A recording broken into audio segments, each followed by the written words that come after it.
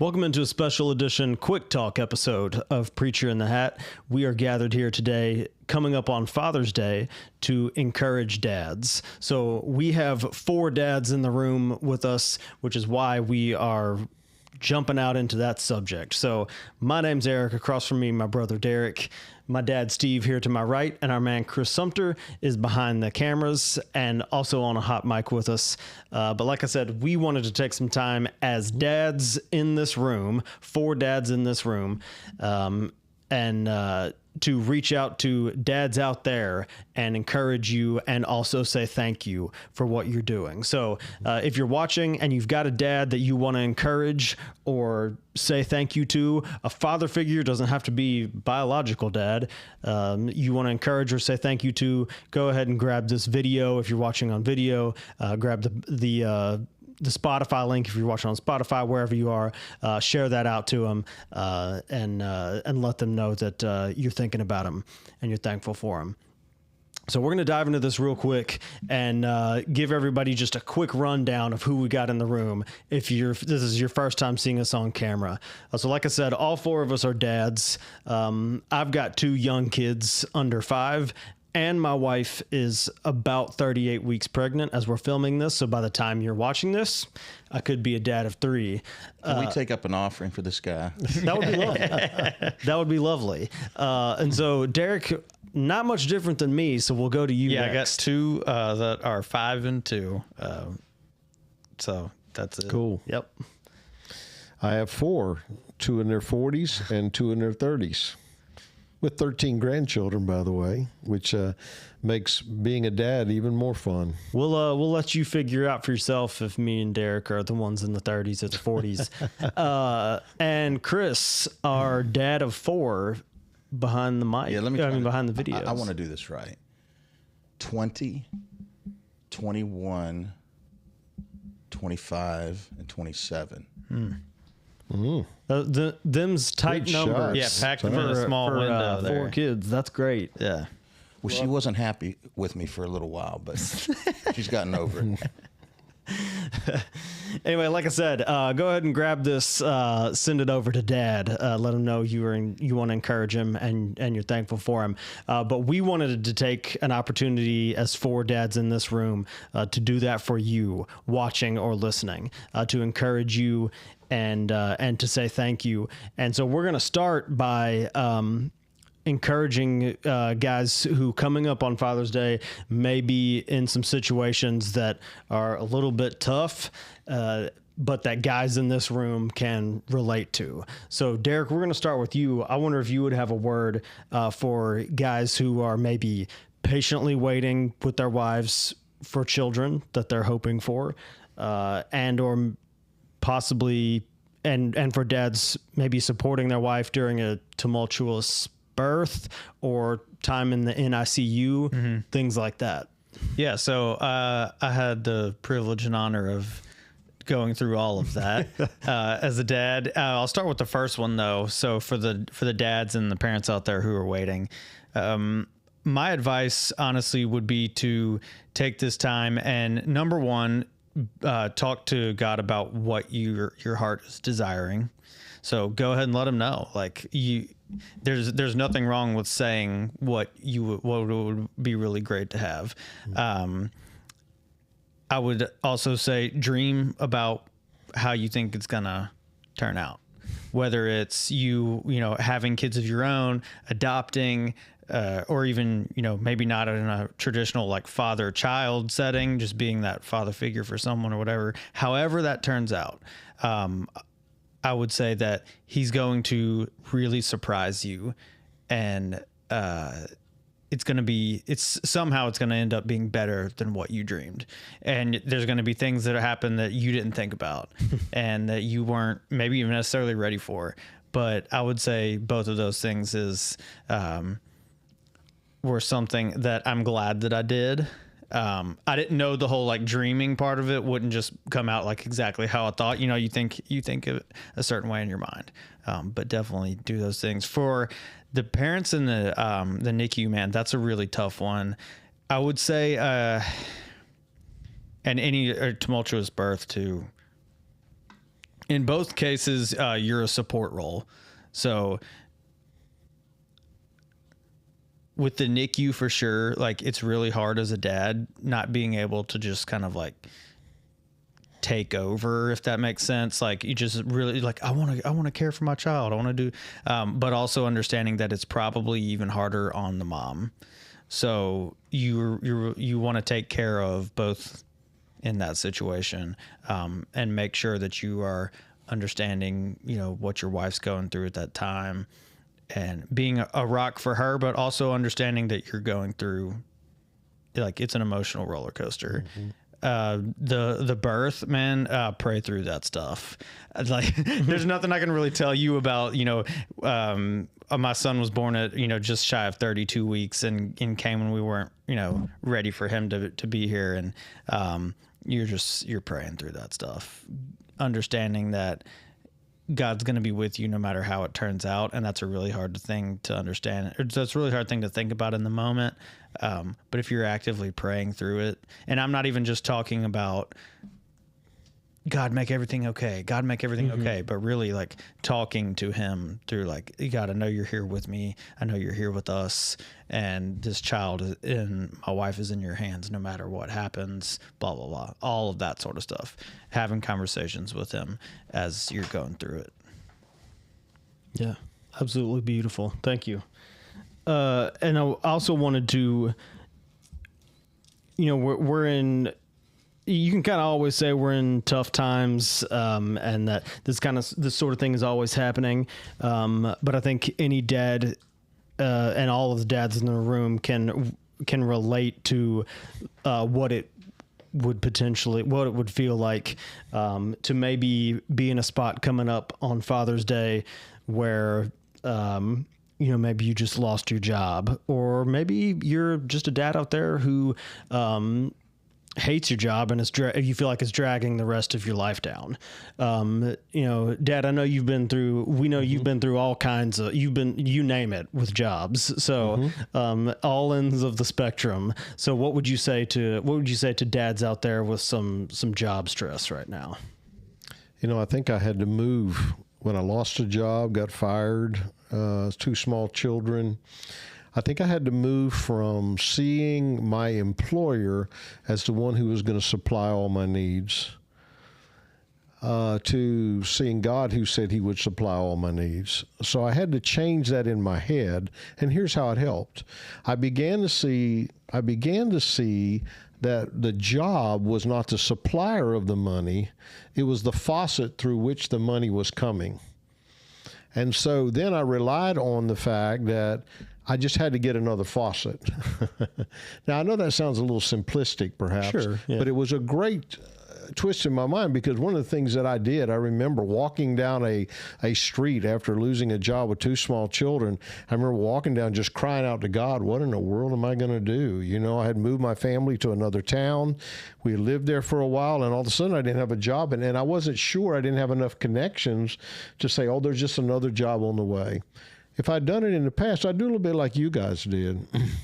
I'd have prepared for it by getting a recruiter, getting some other people, a job coach, and some other people that I could rely on to help me, so that I didn't feel like I was all by myself. Prevalent then. Yeah, but it was not prevalent back then. That's correct. Yeah, there was no Indeed.com. Not at But I'll all. say, like, That's right. I lost my job when my son was 6 months old. That's right.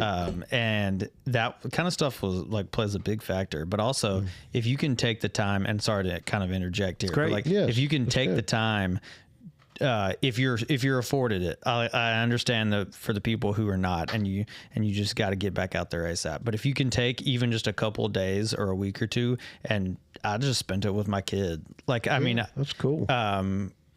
my wife had to go back to work as much as she could, and get as many hours as she could. And I got to spend a lot of time with Isaac. Yeah. Obviously still, cut out time in the day to job search and do all that stuff and make sure that you're still doing that. But also understanding that the job searching is really not an 8-hour a day. It's not a 9-hour a day thing. Yeah. And so having I was able to spend some time with my kid and really like kind of see it from that perspective, and that like, he's never going to be 6 months old again, and I get to be here for more of it than I was going to be here for. So. That's cool. The other thing would be is is to focus, like you said, upon what you do have instead of what you don't. And then move quickly by asking for help. We call it recruiters now, job coaches, but back then I had to ask for help. Instead of staying in my house all by myself, being sad about it and thinking, now what am I going to do? I started asking other people and talking to other people. So I'd encourage you, Dad, by saying, reach out to some people. It's a time to ask for help. Awesome. What about dads who are struggling with or learning how to discipline our, I'm going to say our, because I'm going to include myself in this, learning how to discipline our children correctly? You know, many years ago, a mentor of mine talked to us about this. He said, you know, we raised 3 boys. He said, and back during our day, he said, we were not much very self-conscious parents. In other words, we didn't worry a lot about whether we were doing it right. If I would see something that I would like to encourage young dads particularly about today, is I'm afraid that sometimes in our culture there's a theme that parents have that somehow I've got to do this right or I'm going to really mess up my kid. Now, granted, there are boundaries and there's so forth, and there are ways you can abuse and harm your kids. But maybe not be so worried about this, because one thing that you want to do is be sure that you do discipline. You may not do it perfectly, but be sure you do discipline. So number one is I don't let that fear that I may not be doing it quite directly keep me from disciplining at all. I didn't let that happen. On the other hand, I relied on 2 things. I relied on checking with other people who were fathers to say, this is what I'm encountering. You know, what do you think? Number 2, I found God to be a really, really great help in those times. And you guys know some of those stories where when I disciplined you and I did it in anger, how sometimes God would say to me, what you said was not wrong, how you said it was. I think sometimes when people discipline and they think it's incorrect, then they think, number 1, well, maybe I shouldn't discipline as much or I shouldn't discipline at all. But number 2, I think they worry too much about whether they've done it perfectly. And here's what I do know. Children are forgiving. You can be forgiven, but you can also gain wisdom, because I always go to the verse in James 1. If any of you lack wisdom, let him ask of God, and he will give it to you abundantly, generously. So I rely upon him to say, I need wisdom for this particular situation in parenting, and he is eager to do it, because the scripture tells us he disciplines those whom he loves. The second thing I would say quickly to encourage you, don't always take your children's definition of whether you've disciplined them correctly or not, because they're not the ones who are the final arbiter of that. So don't allow the object of the discipline to be the one who tells you you're not doing it right, Dad. I'm going to encourage you, dads, to say you might want to get your advice from somewhere else than the 3-year-old you just had to discipline. Yeah. And you mentioned, I want to touch real quick on kind of the balance of discipline, because you know, the Bible says in Colossians about not aggravating your children or they will become discouraged. But then also you can flip to Proverbs and other places talking about how the father who spares the rod of discipline from, I think the NIV uses the term hates their children. Yeah, that's right. And so, you know, it's like that can kind of sound like the Bible contradicting itself, but it's what it's actually saying is trying to help you build that balance to say, okay, when I come up on these times of discipline, it's, am I going to be able to take a breath when my kid is really frustrating me? Am I going to be able to take a breath and say, okay, God, how's this going to go? And then let him lead me, you know, through there. I think that balance is super, super important. You told a story one time, and I know we got to move on, but as long as I got a mic, I'm going to speak into it. Please do. Amen. Anyway, you told us a story about a guy that was on death row. Yes. And you said something to the effect, and it blew me away, and I still remember, I don't remember specifically what you said, but he wished like crazy his dad He was in the mall, and he would see parents at that time they could correct by spanking their kid with their hand, not with beating them. But he said that his parents, he could be out all night, and he could come in the morning. He was 12, 13 years old, and they never asked him where he was. And he said, I would watch other parents in the mall who were spanking their kids, and he said, I longed for my parents to love me enough to spank my butt. That's what he said. He was on death row. My dad loved me a lot. So much. So much. But I mean, it's a great story. It is, because really. It's one of those things that, you know, I think people will throw it out there a lot of times, that like that children do crave some discipline, They do. and it's not just like parent speech. That's correct. It's literally true that they do. There's security and discipline. Yeah. There is. And then finally, I wanted to throw out some encouragement to some dads who are maybe dealing with something that I've dealt with over the years. And that's dads who struggle, especially in the home and around their children, who struggle with laziness. So when, the best advice I can give you is to find someone who, and hopefully this is your spouse, hopefully, because thankfully for me, it's my wife. So find someone who will help you help hold you accountable in certain areas. You're saying you're the one that's being lazy? The dad? Me, struggling with laziness. Okay. So, and my wife, I can be holding my phone and looking at my phone and being around my kids, and my wife will just tap my phone while I'm holding it. And you know what? It annoys the crap out of me. But that's not her fault. It's my fault. And so it's really helpful sometimes when I pull out my phone just out of habit. I look at screens all day long. That's my job. And so when I pull my phone out, you know, just out of habit, and I look at it, and now sometimes in my mind, I'm like, oh, you know what? I really don't feel like my phone getting tapped right now. I'm not doing that. No, I don't mean to act crazy, but like, could you play through the tap? Like, what kind of tap? Is she flicking it out of your hand, or is she just like? Well, the screen's still intact. Okay, so right. I'm not saying she's flinging it across the room. It's like She's not hitting with a hammer. she's just like, bae. It's nothing. It's not. There's no look. There's no eye like you're giving me right now. Oh, I'm not giving you it's an eye. nothing like that. She just taps the phone. It's a reminder. I have done it to her, and you just touch the phone, and that's it. And it's like just put it away. And so phones is just an example, you know, of laziness. Yeah. Another thing that I would say that has really helped me is when you have young kids, if you have a personal hobby for yourself, which you should, I hope you do, if at all possible, let it be something that gets you outside of the house. And so if it's something that you do for yourself, for me, it happens to be disc golf. And if at all possible, give yourself a personal hobby that gets you out of the house. Because when you have something like that, you start to crave more and more getting out of the house. He's not talking 4-day fishing trips. No. I don't think so. Or that's great. Snow skiing for that matter. For 5 days. No, I mean, don't that's think so. fantastic, but yeah, with young kids, that's probably not the stuff you're getting into. I wonder, Eric, if maybe another definition of what you're describing is distraction and not always laziness. I think sometimes we can get distracted.